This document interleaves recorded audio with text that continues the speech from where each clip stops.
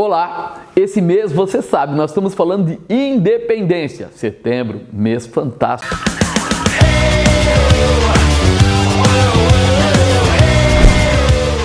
É bênção ou maldição?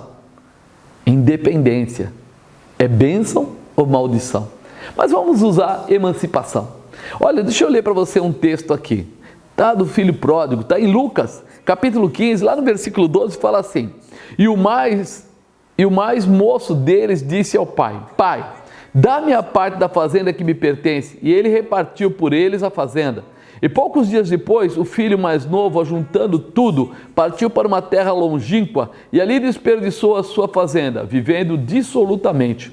E havendo ele gastado tudo, houve naquela terra uma grande fome e começou a padecer necessidades. E chegou-se a um dos cidadãos daquela terra, o qual o mandou para os seus campos a apacentar porcos. E desejava encher o seu estômago com as bolotas que os porcos comiam, e ninguém lhe dava nada. E caindo em si, disse: Quantos trabalhadores de meu pai têm abundância de pão, e eu aqui pereço de fome? Levantar-me-ei, irei ter com meu pai, dir-lhe-ei: Pai, pequei contra o céu e perante ti. Olha, nós falamos aqui que a emancipação, ela pode ser bênção ou maldição. Na verdade, o cristão, ele não deseja ser emancipado. Se você conhecer cristãos autênticos, aqueles que vivem o poder de Deus, eles não querem ficar longe, eles querem ficar perto. A dependência para eles é mais do que uma necessidade, é um prazer. Estar debaixo de toda a orientação de Deus lhe faz bem. Muitas vezes nós temos visto no meio cristão pessoas que saem da igreja, que dizem até: nossa, que é muito duro, as palavras são pesadas, as coisas, as correções são muito fortes. Ah, não, eu queria viver uma liberdade, né? Isso é muito comum a gente ouvir. É muito comum nos dias de hoje. A gente vê pessoas que dizem que a igreja está cobrando, que agora ele vai ter que ser justo, fiel, verdadeiro. Mas isto não é uma cobrança daquele pastor. É o que está contido na Bíblia. Infelizmente ou felizmente, nós sabemos que o ser humano tem uma natureza má.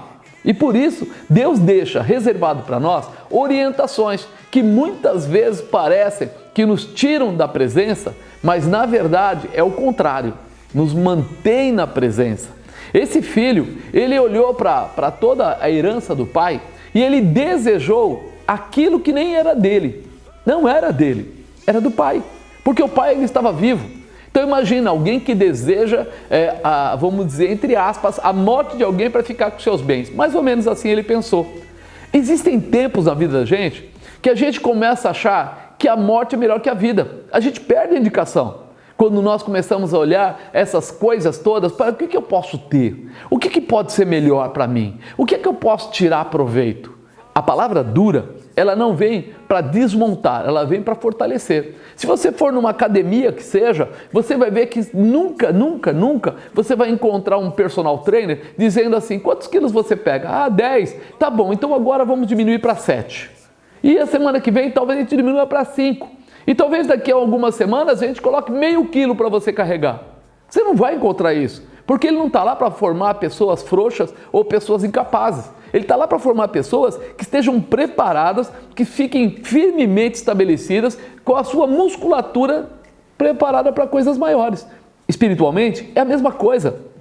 Quem quer melzinho na chupeta é porque não quer a presença de Deus. Porque as manifestações de Deus são cada dia maiores e as dificuldades vencidas serão maiores ainda. Milagres, realizações, transformações agregarão a você com uma condição muito especial. Por isso, no meio da dificuldade, nós sabemos que tem uma resposta especial da parte de Deus. Esse jovem, ele quis antecipar. Não, eu vou pegar o dinheiro, meu pai não é muito bom no que ele faz. Mas quando ele pegou, ele começou a andar, segundo a Bíblia, dissolutamente. Começou a andar de uma maneira que não é certa, que não é correta. E ele deve ter gasto seu dinheirinho em coisas, festas, farras, roupas, talvez mulheres ou amigos. E aí o que acontece? Chega um dia que o dinheiro acaba, porque ele não foi preparado para crescer, ele foi preparado para gastar. E nós sabemos que quem tem conhecimento, ele usa o que ele tem para crescer e não para perder. Aqui ele perdeu. E quando ele perdeu tudo, ele viu a necessidade e ele foi procurar alguém para trabalhar. E aí a pessoa tinha porcos, criava porcos, colocou ele para criar os porcos. E ele já estava numa condição, olha bem, desejo de comer a comida dos porcos. Olha que situação. Pois assim muitas vezes somos nós, quando saímos da presença de Deus, abrimos mão da dependência para viver essa realização. Quando nós achamos que somos emancipados. Não, eu não preciso mais, eu não dependo mais, eu posso viver tranquilo, eu já sou capaz. Nós não podemos nos emancipar de Deus.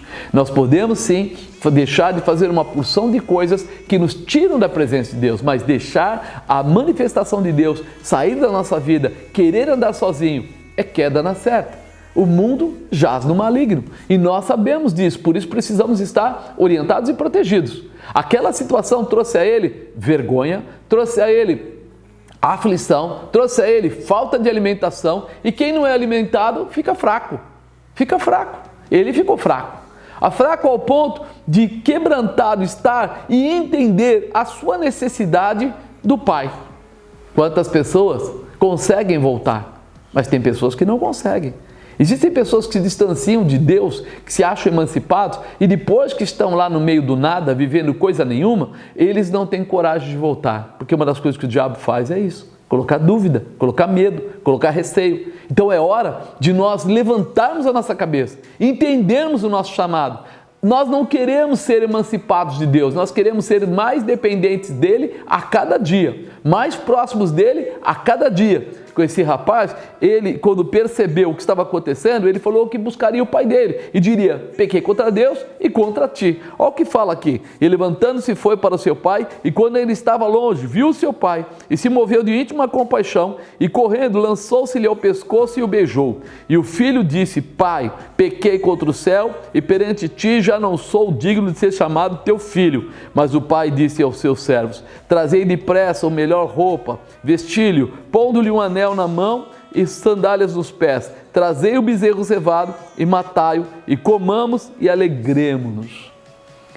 Por isso que nós temos que ser dependentes, por isso que nós não podemos ser emancipados. Por quê? Porque este Pai, este Deus, o Senhor, está sempre disposto a abrir os braços e trazer você de volta. Eu não sei se você está nessa situação, mas se você estiver, mesmo que, ouça bem agora, mesmo que dentro da igreja, tá? Porque tem gente dentro da igreja, mas que, entre aspas, se emancipou e quer viver o mundo dentro da igreja.